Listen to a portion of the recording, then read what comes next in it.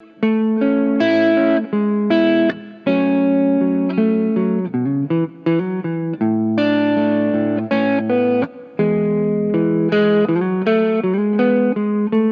up, beautiful people? Today we're going to check out Tash Wolf's arrangement of Tears in Heaven.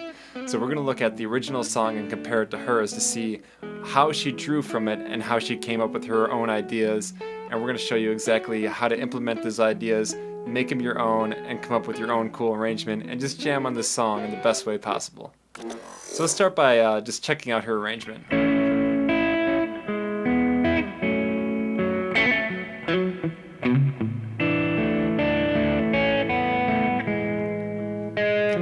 So in the A section, she doesn't change much besides the types of chords that she uses. She's basically playing the same chords in the song, but just different voicings. And she's playing them up here. So we have our A chord, our E chord, and this also has a G in the bass, and then our F sharp minor. Those first three chords, and then this next part, she's basically mimicking that little line in the song. Right, that thing, but she's doing it down here in the A major pentatonic scale. Yeah, just as simple as that. And then for the next measure, she's just keeping the A in the bass the whole time, which works over a D chord and the A. And just putting a little bit of that melody in there to the E. And for this last part, in the original song, Clapton does a little bluesy moment in the E.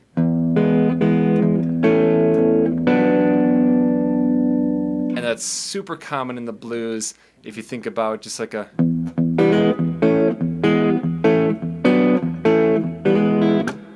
That's where he's drawing that from. And all she's doing is just going up the scale, which has the exact same effect, so it's cool to just give it a little bit of a different flavor. And that's basically the gist of that whole A section. She's playing through the chords, hits the little bit of pentatonic melody after the second measure, and changes up that building part in the E at the end of the line.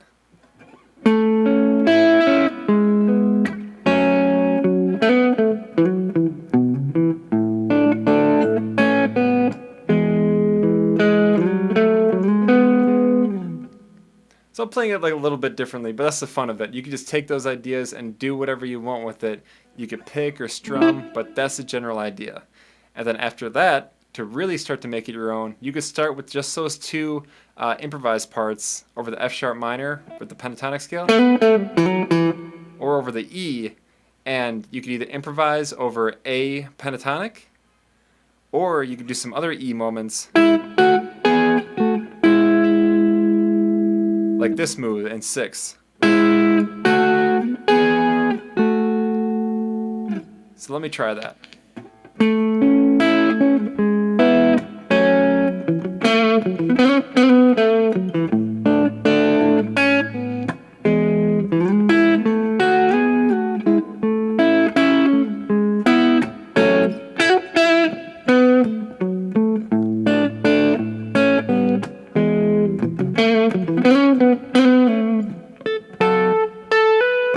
And then I could hit it over there. So that's, I can do any of that and just groove on it, and it's dope. So now if we look at the B section, these chords are a little bit interesting, right? So in the original song, we're going from F sharp minor to C sharp 7 with an E sharp in the bass, E minor 6, and this F sharp 7. So those are the first 4 measures.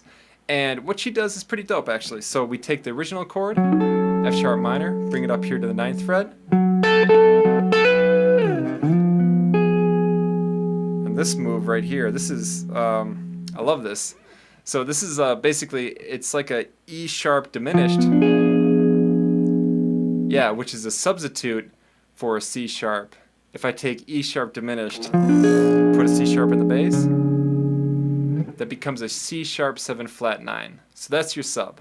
If we just want to analyze that a little bit further, we take any dominant chord, in this case C sharp 7, and play the diminished chord up 1/2 step, and that's a perfect substitution. And from there, our D diminished chord, which is what it would be, we can move that up a minor third, and a minor third, and a minor third, and it's all the same chord. So any of those all work great. And that's where we end up here with our E sharp.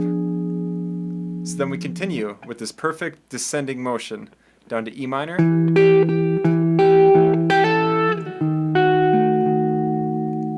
Now this next chord is an F sharp 7 in the song, but with her just continuing this downward motion and keeping the vibe, it just sounds beautiful and it works. Keeping that same movement of minor, diminish, descending. It's beautiful.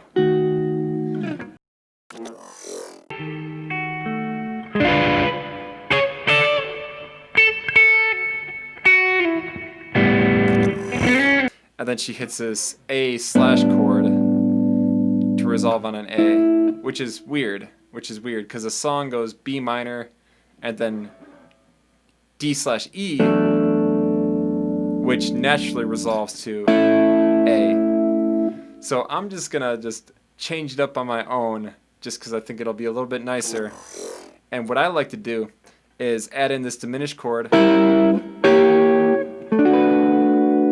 that resolves to our B minor. So right here, and then up a minor third, just because I can, add that movement, right there.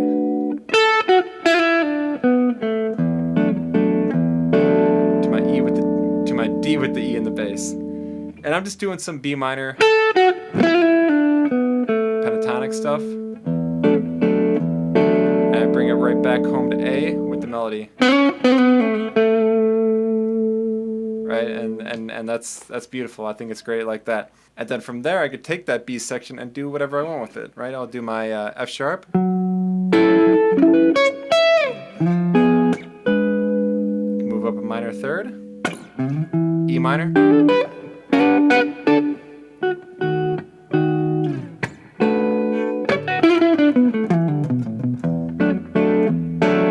B minor pentatonic over that B minor chord, right? And right back to my A major. Now, another dope thing that I like what she does is at the end, she does this lick.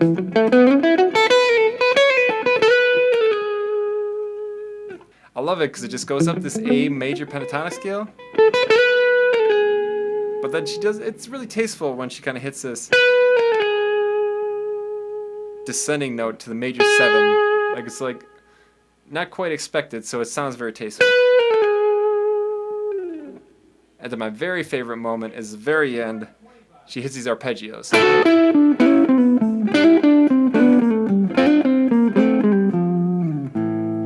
And all she's doing there is just playing 3 different chords. But it sounds so tight because of the effect of these chords. And this is a common move that you're going to find throughout music. So the first one's A major. The root of the song, everything's dope. Great. But the next 2 go to G and then to F.